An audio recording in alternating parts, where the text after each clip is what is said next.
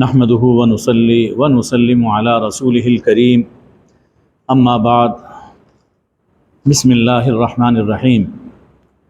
اس وقت سورہ الزمر ہمارے سامنے ہے، یہ مکی دور میں نازل ہوئی۔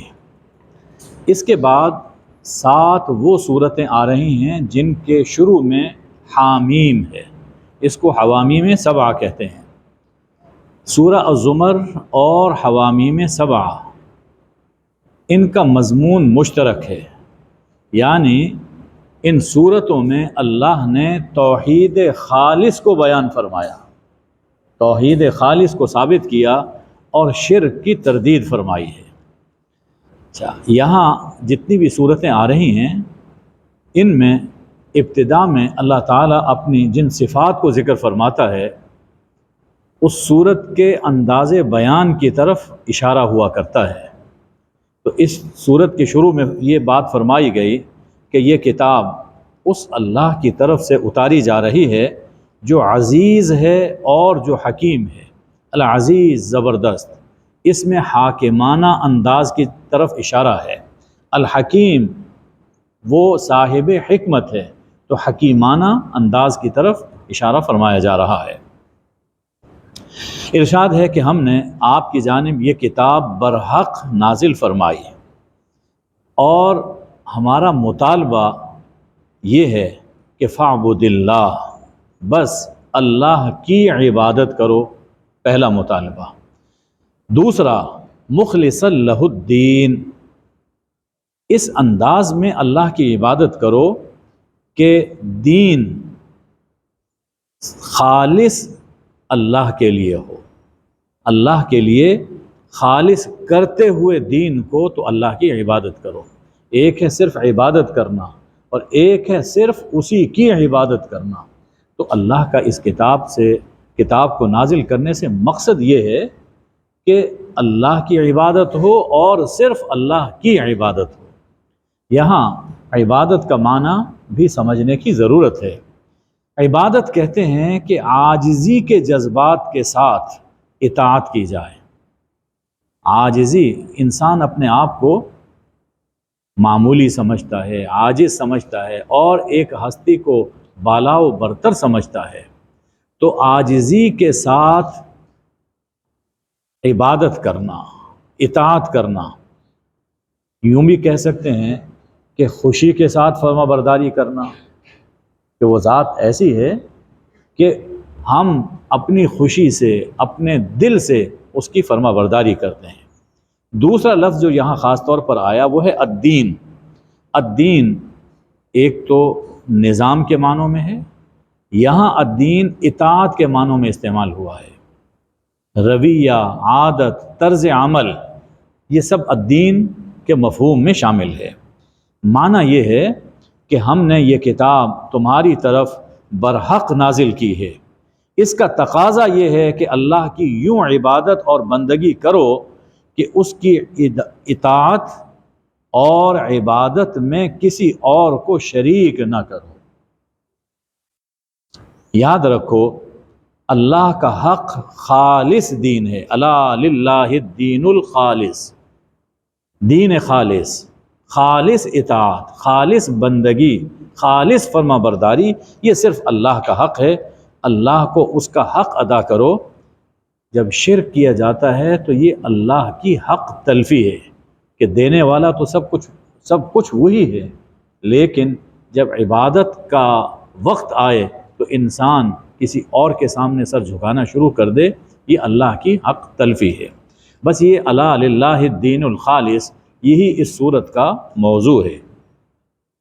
فرمایا کہ ان لوگوں نے اللہ کے سوا اپنے کئی سرپرست بنا رکھے ہیں، اور شرک کا بہانہ یہ کرتے ہیں کہ ہم تو ان کی صرف اس لیے عبادت کرتے ہیں تاکہ یہ ہمیں اللہ سے قریب کر دیں۔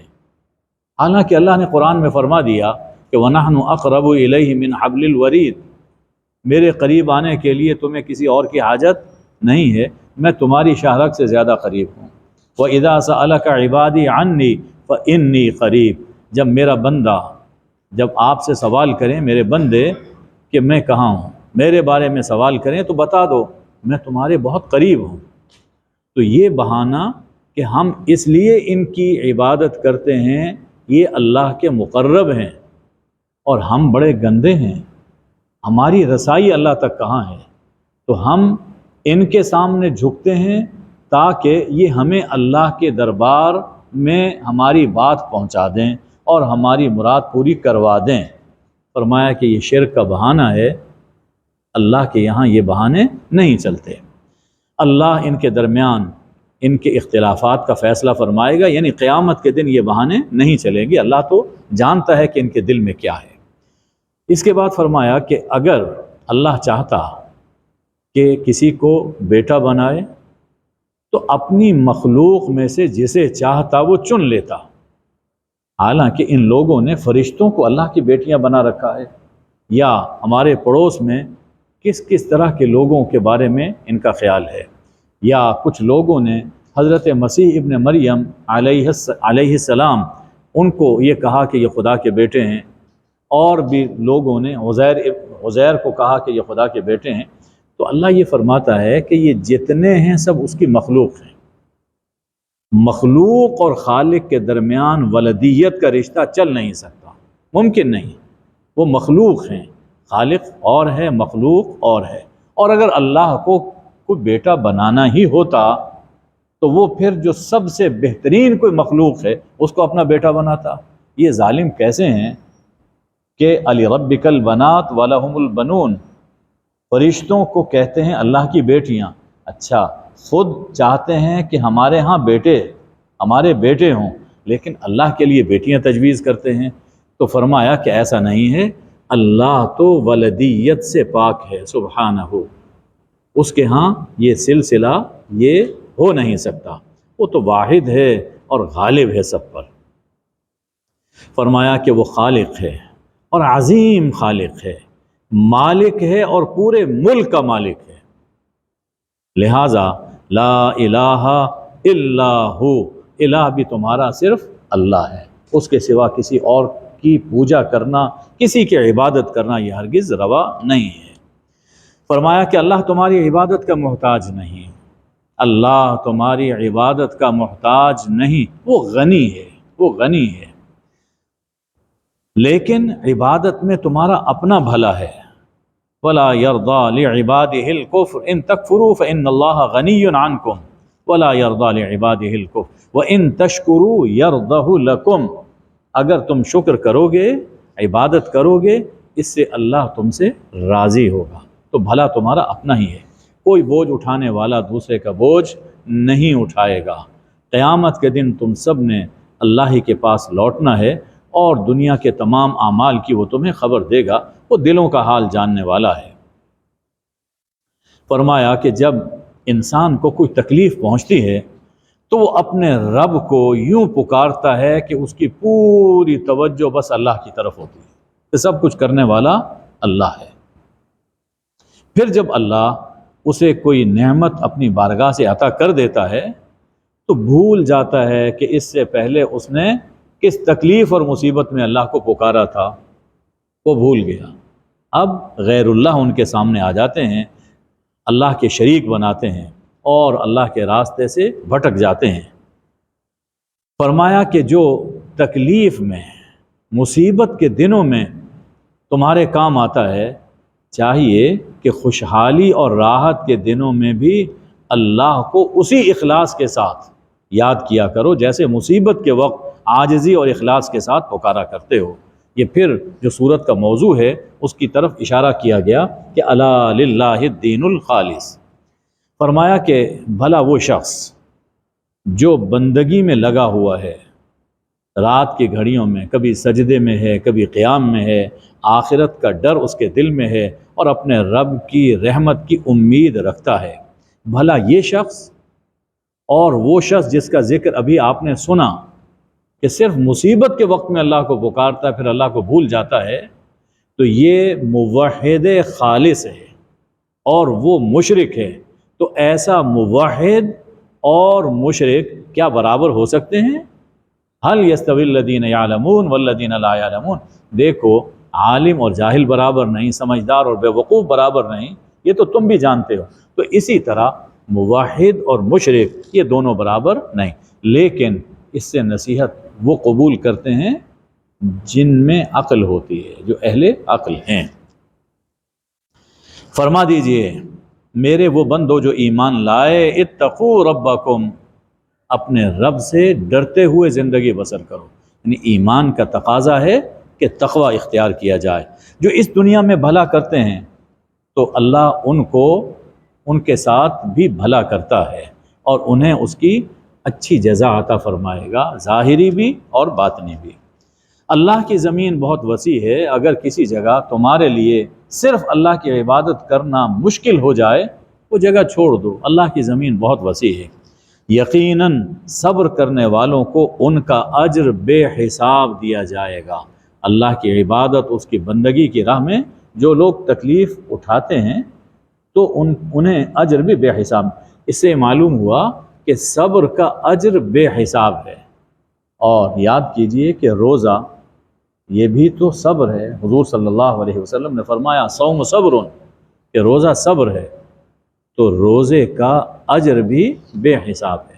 اسی لیے حدیث میں فرمایا گیا، حدیث قدسی ہے، کہ سب نیکیوں کے پیمانے ہیں، اس نیکی کا اتنا ثواب، اس کا اتنا ثواب، لیکن فرمایا کہ الا الصوم، سوائے روزے کے، کہ فإنہ لی وأنا اجزی بہ، کہ روزہ صرف میرے لیے رکھا جاتا ہے، اس لیے اس کی جزا بھی میں خود عطا کروں گا، اور وہ بے حساب جزا ہے۔ اب اسوہ حسنہ حضور اکرم صلی اللہ علیہ وسلم، کہ آپ ان سے کہہ دیجئے کہ مجھے تو حکم ملا ہے کہ میں اخلاص کے ساتھ صرف اسی کی بندگی کروں، اور سب سے پہلے اور سب سے پہلا فرما بردار بنوں۔ اللہ کے یہاں یہ چیز بڑی قدر رکھتی ہے کہ کوئی نیکی میں آگے آگے رہے، تو فرمایا کہ مجھے یہ حکم ملا ہے لأن اکون اول المسلمین، کہ سب سے پہلے اور سب سے پہلا فرما بردار بنوں۔ سو اس حکم کی تعمیل میں تو خلوص و اخلاص کے ساتھ صرف اللہ کی بندگی کر رہا ہوں، اب تم جو چاہے کرو، لیکن یاد رکھو شرک کے نتیجے میں تمہارا اور تمہارے گھر والوں کا دیوالا ہو جائے گا، برباد ہو جائیں گے، اور اس سے بڑا خسارہ اور کوئی نہیں۔ الا ذالک هو الخسران المبین۔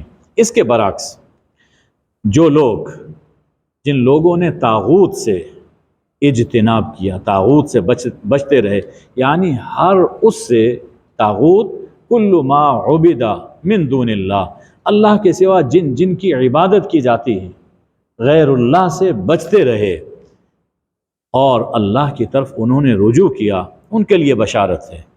فرمایا کہ میرے ان بندوں کو خوشخبری سنا دیجئے کہ جو القول سنتے ہیں اور احسن القول، بہترین قول کی پیروی کرتے ہیں، یہی ہدایت یافتہ ہیں اور یہی عقل مند ہیں۔ یہاں القول سے کیا مراد ہے؟ مفسرین کی بہت سی آراء ہیں، لیکن قرآن مجید میں غور کریں تو مفہوم بالکل واضح ہو جاتا ہے۔ یہاں القول سے مراد قرآن نہیں ہے، قرآن نہیں ہے، بلکہ مختلف اقوال ہیں، طرح طرح کی باتیں، کہ یہ لوگ کئی باتیں سنتے ہیں، کبھی کسی مذہب کی، کبھی کسی مذہب کی، یہ باتیں سنتے ہیں، لیکن پھر احسن القول کی پیروی کرتے ہیں۔ احسن القول جو بہترین بات ہے اس کی پیروی کرتے ہیں۔ اب احسن القول کیا ہے؟ اسی سورہ میں آیت نمبر 23 میں اس کی تفسیر خود موجود ہے۔ اللہ نزل احسن الحدیث، کہ اللہ نے بہترین کلام نازل فرمایا، بہترین بات، بہترین قول، وہ یہی قرآن مجید ہے۔ اور پھر اسی سورہ کی آیت نمبر 55 میں حکم ہے وَاتَّبِعُوا أَحْسَنَ مَا أُنزِلَ إِلَيْكُمْ، اور تم پیروی کرو اس بہترین کلام کی جو تمہاری طرف اتارا گیا ہے۔ تو اب اس میں کوئی الجھن باقی نہیں رہتی، الحمدللہ۔ اس کے بعد فرمایا گیا کہ بھلا جس شخص کا سینہ، جس شخص کا دل اللہ نے اسلام کے لیے کھول دیا، یعنی اسلام کیا ہے؟ بندگی خالص، کامل فرما برداری کے لیے جس کا دل کھول دیا، کہ اس کا دل کامل فرما برداری پر مطمئن ہے، اللہ کی بندگی پر مطمئن ہے، فَهُوَ عَلَى نُورٍ مِّن رَبِّ، اور وہ نور میں اپنی زندگی بسر کر رہا ہے، ایک روشنی میں زندگی بسر کر رہا ہے، تو کیا ایسا آدمی اس شخص کے برابر ہو سکتا ہے جو تاریکیوں میں ٹھوکریں کھا رہا ہے؟ ایسا نہیں ہوگا۔ یہ اس کا دل ایمان کے لیے کھل گیا، اسلام کے لیے کھل گیا، تو جن لوگوں کے دل سخت ہیں، اللہ کی یاد ان کے دلوں میں نہیں ہے، ان کے لیے تباہی ہے اور ہلاکت ہے۔ یہ لوگ کھلی گمراہی میں پڑے ہوئے ہیں۔ فرمایا کہ اللہ نے بہترین کلام نازل کیا، کتاباً، یہ ایک کتاب ہے، متشابہاً، جس کے مضامین ایک دوسرے سے ملتے جلتے ہیں۔ کتاب ہے جو ایک دوسرے سے ملتی جلتی ہے، یعنی اس کے مضامین ایک دوسرے سے ملتے جلتے ہیں، لیکن ایک ہی مضمون کو نئے نئے اسلوب سے بیان کیا جاتا ہے، اس لیے اکتاہٹ نہیں ہوتی۔ دنیا کی کوئی کتاب اتنی نہیں پڑھی جاتی جتنا قرآن پڑھا جاتا ہے، اور آج تک کبھی اس کے پڑھنے سے کوئی تھکا نہیں ہے، جیسا کہ حدیث میں فرمایا گیا۔ ہر سورت کا اپنا خاص اسلوب ہے۔ تمام سورتیں پھولوں اور پھلوں کی طرح ہیں، جن کی صورت تو ایک دوسرے سے ملتی ہے، لیکن خوشبو اور ذائقہ جدا جدا ہوتا ہے۔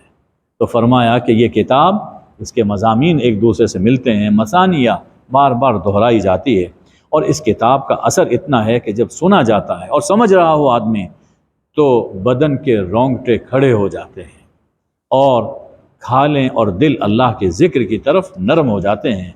یہ ہدایت ہے، جسے چاہتا ہے اللہ نوازتا ہے اس ہدایت سے، اور دیکھو جسے اللہ بھٹکا دے تو پھر اس کو کوئی راہ دکھانے والا نہیں ملے گا۔ بھلا وہ شخص کہ جو اپنے چہرے پر قیامت کے دن برا عذاب جھیلے گا، یعنی عام طور پر یہ ہوتا ہے کہ اگر کوئی سامنے سے کوئی تکلیف آ رہی ہے، کوئی حملہ کر رہا ہے، تو انسان ہاتھوں سے روکتا ہے۔ اب قیامت کے دن ہاتھ تو پیچھے بندھے ہوں گے، اب جو بھی عذاب آ رہا ہے تو انسان اس کے تھپیڑے اپنے چہرے پر جھیلے گا۔ تو فرمایا کہ وہ شخص کہ جو قیامت کے دن برے عذاب کے تھپیڑے اپنے چہرے پر جھیل رہا ہے، کیا اس شخص کی طرح ہو سکتا ہے کہ جسے عزت اور آبرو کے ساتھ جنت میں داخل کر دیا جائے، اور کہا جائے گا ظالموں کو کہ جو کچھ تم کرتے رہے اس کا مزہ چکھو۔ اس کے بعد ارشاد ہے کہ ہم نے اس قرآن میں ہر طرح کا مضمون اور مثال بیان فرمائی تاکہ لوگ اس سے نصیحت قبول کریں۔ یہ قرآن ہے، عربی زبان ہے، اس میں کوئی ٹیڑھ نہیں ہے، اس لیے نازل کیا کہ لوگ گناہوں سے بچیں۔ اب اللہ تعالیٰ توحید اور شرک کو سمجھانے کے لیے ایک مثال ارشاد فرما رہا ہے۔ فرض کیجئے کہ ایک شخص کئی آدمیوں کا غلام ہے، یا ہمارے ہاں کہہ لیجئے کہ ایک آدمی کئی آدمیوں کا نوکر ہے، ایک آدمی کئی آدمیوں کا ملازم ہے، اور وہ مالک بھی سارے ایسے کہ متشاکسون، ضدی ہیں، ہر بندہ کہتا ہے میرا کام کرے، یہ میرا کام کرے، اور ایک آدمی ہے جس کا مالک صرف ایک ہے، وہ ایک ہی کا ملازم ہے۔ سوچئے کہ ان میں سے کس کی زندگی سکون میں ہے؟ ظاہر ہے کہ جو ایک ہی مالک کا ملازم ہے، نوکر ہے، اس کی زندگی سکون میں ہے، اور جو کئی ضدی مالکوں میں گھرا ہوا ہے اس کی زندگی تو عذاب میں ہے۔ اسی طرح جو ایک اللہ کے در سے جڑا ہوا ہے اس کی زندگی سکون میں گزرتی ہے، اور ایسا دروازہ ہے کہ جس سے ساری مرادیں پوری ہوتی ہیں، اور جو اپنی ایک ایک مراد کے لیے کبھی اس دروازے پر کبھی اس دروازے پر جاتا ہے، وہ ساری زندگی دھکے کھاتا ہے، ٹھوکریں کھاتا ہے، لیکن اس کی مراد پوری نہیں ہوتی ہے۔ فرمایا الحمدللہ، ہم نے یہ توحید کو کس انداز میں سمجھا دیا، کتنا عام انداز کے اندر اللہ نے یہ بات سمجھا دی، لیکن اکثر لوگ اس کو سمجھتے نہیں ہیں۔ لوگ یہ کج بحثیاں اور یہ بہانے سے، لوگوں کی یہ جو کج بحثیاں ہیں، یہ بہانے ہیں، یہ صرف اسی دنیا تک ہیں۔ بالآخر انک میتون، آپ کو بھی اس دنیا سے جانا ہے، وانہم میتون، اور ان کو بھی مرنا ہے، پھر قیامت کے دن اللہ کے سامنے پیش ہونا ہے، آخری فیصلہ وہاں ہو جائے گا۔ اس دنیا میں سارے فیصلے انسان کر نہیں سکتا۔ اس دنیا میں سارے فیصلے نہیں ہو سکتے، کچھ معاملات ایسے ہیں جن کا اس دنیا میں فیصلہ نہیں ہوا یا ٹھیک نہیں ہوا، قیامت کے دن اللہ وہ فیصلے فرمائے گا۔ ارشاد ہے کہ اس سے بڑا ظالم کون کہ جس نے اللہ پر جھوٹ باندھا اور سچ کو جھٹلایا۔ جب سچ اس کے پاس آیا اور اس نے سچ کو جھٹلایا تو اس سے بڑا ظالم کون ہے؟ یعنی اللہ پہ جھوٹ باندھنا اور سچ کو جھٹلانا یہ بہت بڑا ظلم ہے۔ اللہ نے اب یہ اللہ پہ جھوٹ کیا ہے؟ یہ کہا جائے کہ اللہ نے ہمیں حکم دیا کہ ان کی عبادت کرو، جھوٹے خداؤں کی عبادت کرو، جیسا اس سے پہلی صورتوں میں گزر چکا۔ سورہ نحل میں ہے کہ وقال الذین اشرکوا لو شاء اللہ ما عبدنا من دونہ نحن ولا آباؤنا ولا حرمنا من دونہ من شیء، اگر اللہ چاہتا تو ہم اور ہمارے باپ دادا ان کی عبادت نہ کرتے اور نہ ہی ہم کسی چیز کو حرام ٹھہراتے۔ ہم جو حرام ان کو ٹھہرا رہے ہیں اور ان کی عبادت کر رہے ہیں اور اللہ ہماری گردن فوری نہیں ماپ رہا، اس کا مطلب یہ ہے کہ اللہ کی طرف سے اجازت ہے، یعنی ہر گناہ گار یہی استدلال کرے گا۔ اللہ فرماتا ہے کہ نہیں، یہ کذب علی اللہ، اللہ پر بہت جھوٹ ہے، اللہ نے کبھی کسی گناہ کی اجازت نہیں دی۔ اس سے پہلے سورہ اعراف میں آ چکا کہ مشرکین کعبہ کا برہنہ ہو کے طواف کرتے تھے، جب روکا جاتا تو کہتے وَإِذَا فَعَلُوا فَاحِشَةً قَالُوا، روکا جاتا تو کہتے اللہ نے ہمیں اس کا حکم دیا، ہاں اللہ نے ہمیں اس کی اجازت دی ہے۔ اللہ فرماتا ہے کہ اللہ کبھی بھی بے حیائی کی اجازت نہیں دیتا۔ تو اسی طرح یہ کہنا کہ اللہ نے ہمیں ان کی عبادت کی اجازت دی، یہ سب سے بڑا جھوٹ ہے۔ اور صدق کیا ہے؟ توحید خالص، کہ جب توحید خالص ان کے پاس آ گئی، الدین الخالص ان کے پاس آ گیا تو اس کو یہ جھٹلا رہے ہیں۔ فرمایا کہ اس کے مقابل وہ شخص جس نے الصدق پیش کیا، یعنی توحید خالص پیش کی، اور وہ شخص جس نے اس توحید کی تصدیق کی، یہی لوگ ہیں متقی۔ متقی لوگ کون ہیں؟ جن کی نجات ہوگی، جو توحید کی بات کریں اور توحید کو قبول کرنے والے ہوں۔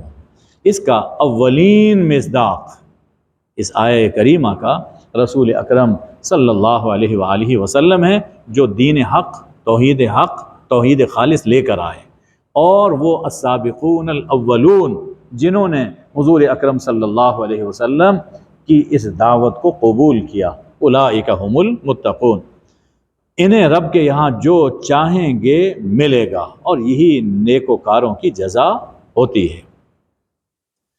فرمایا کہ الیس اللہ بکاف عبدہ، کیا اللہ اپنے بندے کے لیے کافی نہیں ہے؟ وَيُخَوِّفُونَكَ بِالَّذِينَ مِن دُونِهِ، اور یہ آپ کو ڈراتے ہیں غیر اللہ سے، جھوٹے خداؤں سے ڈراتے ہیں۔ حضور اکرم صلی اللہ علیہ وسلم جب یہ کہتے تھے کہ لا الہ الا اللہ، تو ڈراتے تھے کہ دیکھو یہ لات، منات، عزا اور حبل، ڈرو کہیں یہ تمہیں نقصان نہ پہنچا دیں، کہیں تمہیں مار نہ دیں، کہیں تمہیں معذور نہ کر دیں، تمہارا کاروبار خراب نہ ہو جائے، یہ ڈراتے ہیں۔ اور انسان یعنی جو اللہ کا بندہ ہے، جب وہ توحید کی بات کرتا ہے، دعوت دیتا ہے، تو کس کے لیے دیتا ہے؟ اللہ کے لیے۔ تو فرمایا کہ الیس اللہ بکاف عبدہ، کیا اللہ اپنے بندے کے لیے کافی نہیں ہے؟ یہ جھوٹے خداؤں سے ڈرا رہے ہیں، میں ان کے لیے کافی ہوں، کوئی تمہارا کچھ نہیں بگاڑ سکتا۔ یہ صورتحال صرف اس دور میں نہیں تھی، یہ صورتحال آج بھی ہے، آج بھی ہے، ہمارے دائیں بائیں موجود ہیں۔ جی کبھی عقیدے کے طور پر ہوگی، اس سے ڈرو، فلاں ملک سے ڈرو، اس سے ڈرو، یہ مار دیں گے، تباہ کر دیں گے، لیکن ہم نے اپنی آنکھوں سے دیکھ رہے ہیں کہ کیا کچھ نہیں ہوا، اور جو اللہ کے ہو کر رہے وہ آج بھی زندہ موجود ہیں، عزت کے ساتھ، وقار کے ساتھ ابھی موجود ہیں۔ میجر صاحب سو رہے ہیں، وہ آج بھی موجود ہیں۔ اور کبھی ایسا بھی ہوتا ہے کہ لوگ کرپشن کا ارتکاب کرتے ہیں، اور اگر نہ کریں، جو لوگ دیانتدار ہوں ان کو ڈراتے ہیں یہ افسر تمہیں مروا دیں گے، تمہاری پروموشن رک جائے گی، تمہارا ٹرانسفر ہو جائے گا وہ دور علاقے میں۔ لیکن اگر انسان کو یقین ہو الیس اللہ بکاف عبدہ، میں جو کچھ کر رہا ہوں اللہ کے حکم پہ کر رہا ہوں، اللہ اپنے بندے کے لیے کافی نہیں ہے، یقیناً وہ کافی ہے، تو اللہ تعالیٰ جو بڑی طاقتیں ہیں جن سے ڈرایا جاتا ہے ان سے بھی بچائے گا، اور جو یہ جو کرپٹ لوگ ڈراتے ہیں کہ کرپشن میں ہمارے ساتھ شریک ہو جاؤ، بددیانتی میں شریک ہو جاؤ، اللہ تعالیٰ ان کے شر سے بھی حفاظت فرماتا ہے۔ فرمایا کہ اگر آپ اگر ان سے یہ پوچھیں، سوال کریں کہ زمین و آسمان کس نے پیدا کیے، تو کہیں گے کہ اللہ نے پیدا کیے۔ اچھا، جب اتنا تم مانتے ہو تو پھر کیا وجہ ہے کہ تم غیر اللہ کو پکارتے ہو؟ یہ غیر اللہ جن کو تم نے خدا بنا رکھا ہے، کہہ دیجئے کہ اگر میرا اللہ مجھے کوئی تکلیف پہنچانا چاہے تو کیا یہ جھوٹے خدا اس تکلیف کو دور کر سکتے ہیں؟ اور اگر میرا سچا خدا مجھے اپنی رحمت سے نوازنا چاہے تو کیا یہ اس کی رحمت کو روک سکتے ہیں؟ بالکل نہیں روک سکتے۔ اس لیے فرما دیجئے حسبی اللہ، میرے لیے اللہ کافی ہے، میرے لیے بس اللہ کافی ہے، اور اسی پر بھروسہ کرنے والے بھروسہ کرتے ہیں۔ یہ یقین دل میں پیدا ہو جائے میرے لیے اللہ کافی ہے، اور کیا اللہ اپنے بندے کی کفایت نہیں کرے گا؟ کرے گا۔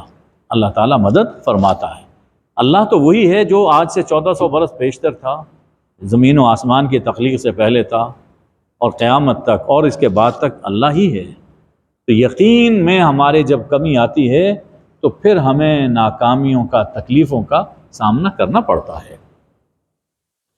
ارشاد ہے کہ تمہیں یہ باس بعد الموت پر تعجب کیوں ہو رہا ہے؟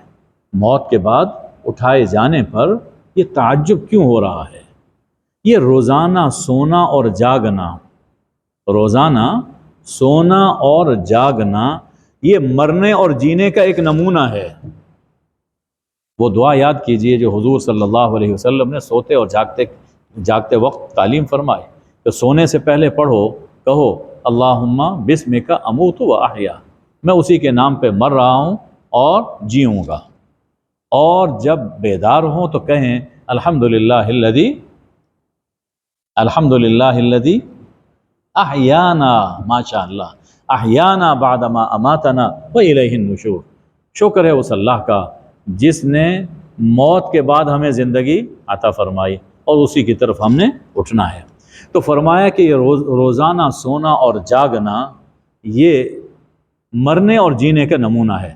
موت کیا ہوگی؟ ایک لمبی نیند ہے، موت ایک لمبی نیند ہے، قیامت کا دن اللہ پھر جگائے گا۔ تو اس لیے جیسے اب تم مرنے کے بعد روزانہ جاگتے ہو، زندہ ہوتے ہو، اسی طرح اس لمبی نیند اور موت کے بعد بھی اللہ تمہیں دوبارہ زندہ فرمائے گا۔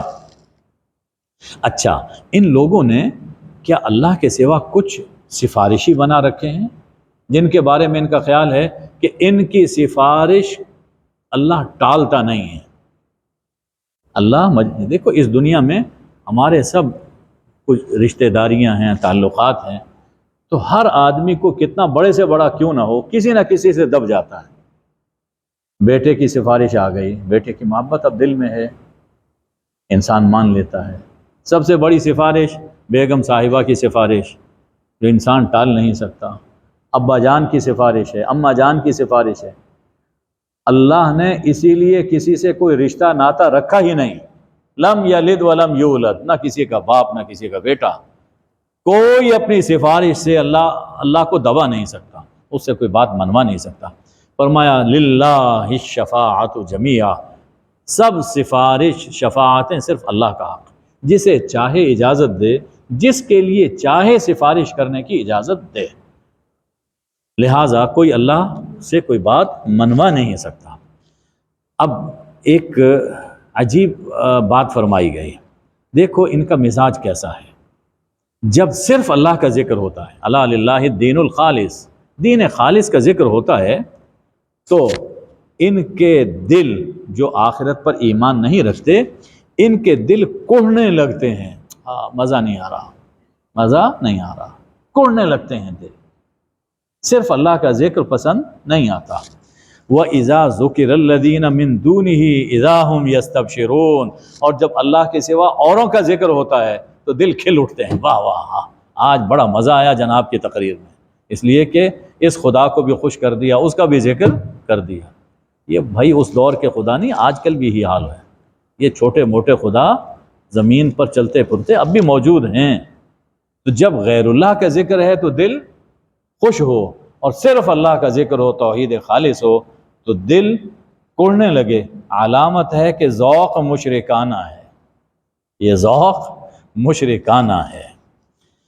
فرما دیجئے، دیکھیے یہ جو آیت آ رہی ہے یہ حضرت سعید ابن جبیر رضی اللہ تعالیٰ عنہ سے روایت ہے رحمہ اللہ سے، کہ یہ آیت پڑھ کر جو بھی دعا کی جائے اللہ تعالیٰ قبول فرماتا ہے۔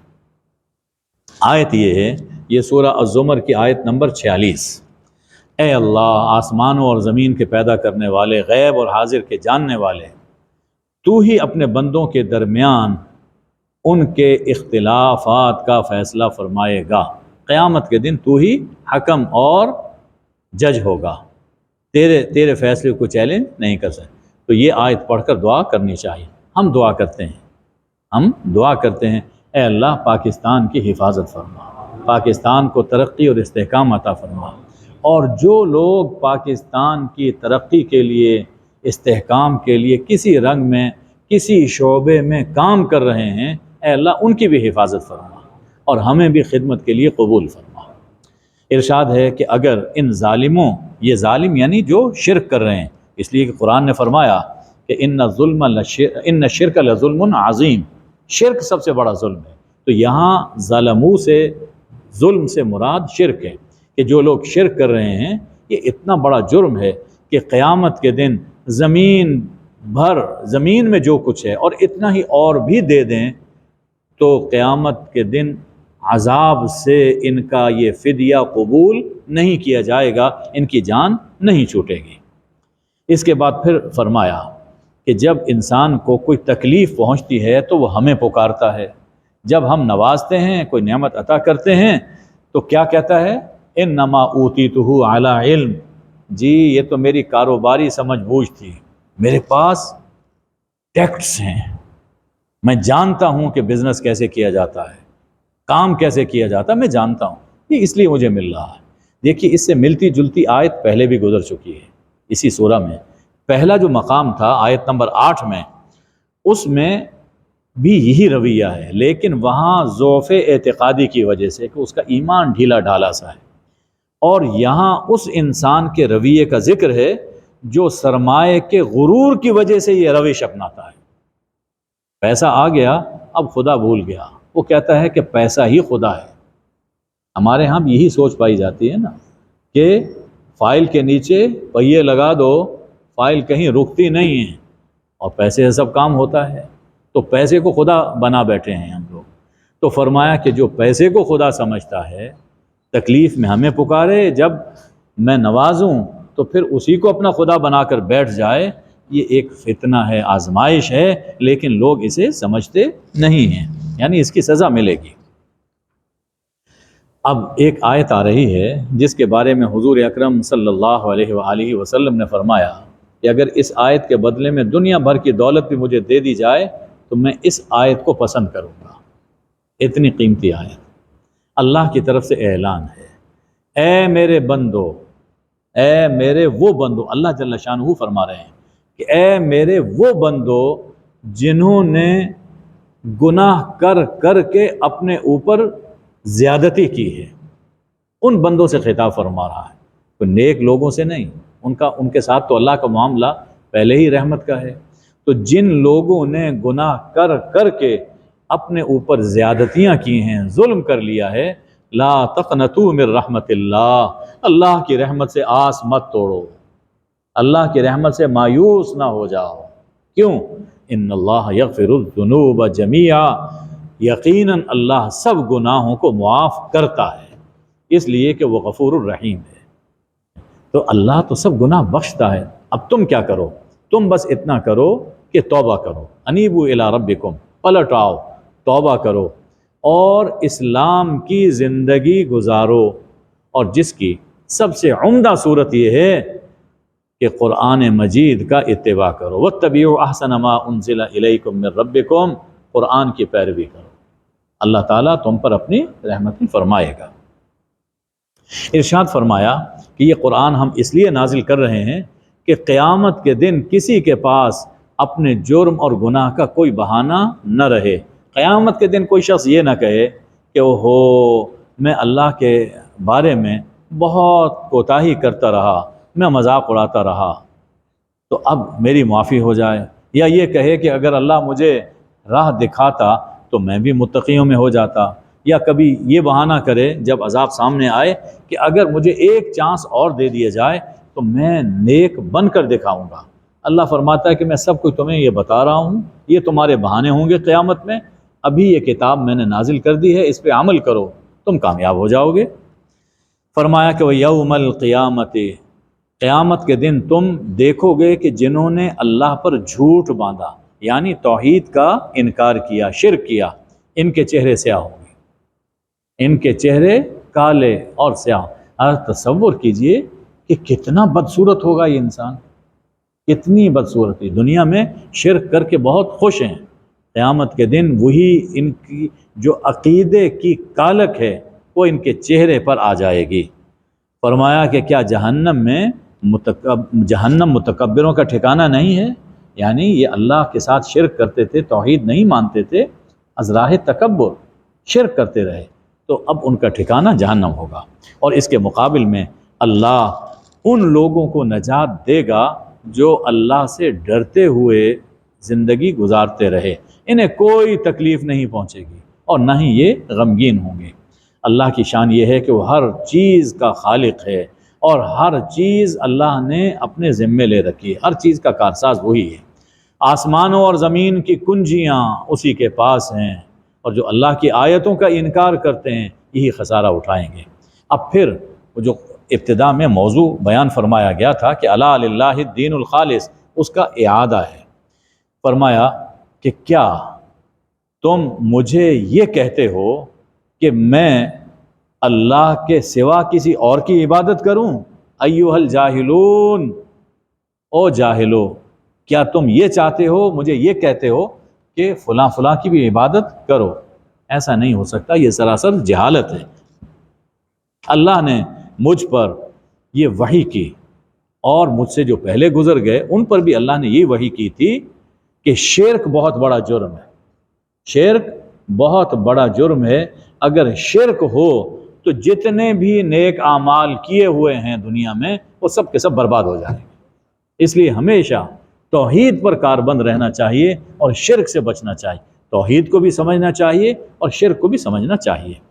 فرمایا کہ بس اللہ ہی کی عبادت کر اور اس کا شکر گزار بندہ بن کر رہے۔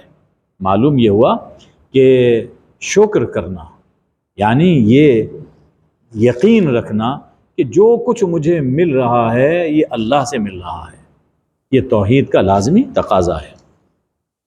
ارشاد ہے کہ ان لوگوں نے اللہ کا مرتبہ پہچانا ہی نہیں، اللہ کی جیسی قدر کرنی چاہیے تھی ویسی قدر کی ہی نہیں۔ اس کی شان تو یہ ہے کہ قیامت کے دن یہ زمین اتنی بڑی اس کی مٹھی میں ہوگی، اور اتنے بڑے آسمان وہ لپیٹ کر اس کے ہاتھ میں ہوں گے۔ وہ پاک ہے اور اس کی شان ان کے شرک سے بہت بالا ہے۔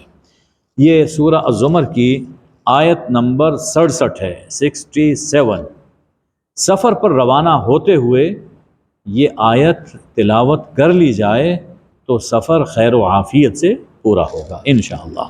اب اللہ تعالیٰ قیامت کا منظر بیان فرما رہا ہے۔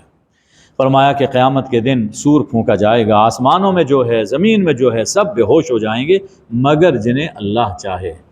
کچھ فرشتے ہوں گے، انبیاء ہوں گے، ان پر یہ صاعقہ، یہ بے ہوشی طاری نہیں ہوگی، باقی سب بے ہوش ہو جائیں گے۔ یہ پہلی دفعہ سور پھونکا جائے گا، پھر دوبارہ سور پھونکا جائے گا، فَإِذَا هُمْ قِيَامٌ يَنظُرُونَ، سب اپنی اپنی قبروں سے جس حال میں جہاں ہیں کھڑے ہو جائیں گے اور دائیں بائیں دیکھیں گے کہ منظر بالکل بدل گیا، دنیا کچھ اور تھی، زندگی کچھ اور تھی، یہاں کچھ اور ہی ہمارے سامنے آ رہا ہے۔ فرمایا کہ اس وقت سرزمین محشر اپنے رب کے نور سے جگمگا اٹھے گی اور کتاب اعمال رکھی جائے گی، نبیوں کو اور شہیدوں کو، گواہوں کو لایا جائے گا، وَقُضِيَ بَيْنَهُمْ بِالْحَقِّ، اور ان کے درمیان ٹھیک ٹھیک فیصلہ کیا جائے گا، کسی پر کوئی ظلم نہیں ہوگا، اور ہر شخص کو اس کے عمل کی پوری پوری جزا دی جائے گی۔ اللہ جانتا ہے کہ دنیا میں یہ لوگ کیا کرتے رہے۔ اب جب فیصلے ہو چکیں گے، اب جنتیوں کو جنت کی طرف بھیجا جائے گا اور جہنمیوں کو جہنم کی طرف بھیجا جائے گا۔ وہ منظر اللہ تعالیٰ بیان فرما رہا ہے کہ کافر جہنم کی جانب گروہ در گروہ ہانکے جائیں گے، یہاں تک کہ جب جہنم کے پاس پہنچیں گے، اس کے دروازے، جہنم کے دروازے کھولے جائیں گے، اور جہنم کے نگران فرشتے ان سے کہیں گے، کیا تمہارے پاس تم ہی میں سے رسول نہیں آئے تھے جو تمہیں تمہارے رب کی آیتیں پڑھ پڑھ کر سناتے تھے اور تمہیں ڈراتے تھے کہ ایک دن تم نے یہاں اللہ کے پاس آنا ہے؟ کیا ایسا نہیں ہوا تھا؟ اب یاد آئے گا، کہیں گے، اقرار کریں کہ بلا، کیوں نہیں؟ لیکن کافروں پر اللہ کا فیصلہ، عذاب کا فیصلہ وہ ثابت ہو چکا، اب ان کو عذاب ہوگا۔ کہا جائے گا، چلو جہنم کے دروازوں میں داخل ہو جاؤ اور ہمیشہ ہمیشہ اس میں رہو گے۔ فَبِئْسَ مَثْوَى الْمُتَكَبِّرِينَ، بہت برا ٹھکانہ ہے متکبروں کا اور مشرکوں کا۔ اس کے مقابل جو لوگ اللہ سے ڈرتے ہوئے اپنی زندگی بسر کرتے رہے، انہیں بھی گروہ در گروہ لے جایا جائے گا جنت کی جانب، جب یہاں تک کہ جب وہ جنت کے قریب پہنچیں گے، وَفُتِحَتْ أَبْوَابُهَا، اور اس کے دروازے کھلے ہوں گے۔ یہاں اس بات پر غور کیجئے کہ جہنم کے ذکر میں فرمایا کہ جب وہ پہنچیں گے تو دروازے کھولے جائیں گے، اور جنت کے ذکر میں فرمایا کہ جب وہاں پہنچیں گے تو ان کے دروازے کھلے ہوں گے۔ اس دنیا میں بھی تو ایسا ہی ہوتا ہے، جب جیل لے جایا جاتا ہے تو جیل کے دروازے بند ہوتے ہیں، قیدی جاتا ہے تو دروازے کھولے جاتے ہیں، اور جب کوئی معزز مہمان آ رہا ہے تو گھر کا دروازہ پہلے سے کھول کر انسان استقبال کے لیے کھڑا ہوتا ہے۔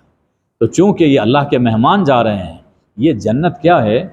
یہ اللہ کا گیسٹ ہاؤس ہے، جتنے جنتی ہیں وہ رب کے مہمان ہوں گے، تو ان کے استقبال کے لیے جنت کے دروازے پہلے سے کھلے ہوں گے، اور جنت کے نگران فرشتے کہیں گے، سلام علیکم طبتم، سلام ہو تم پر، سلام پیش کریں گے۔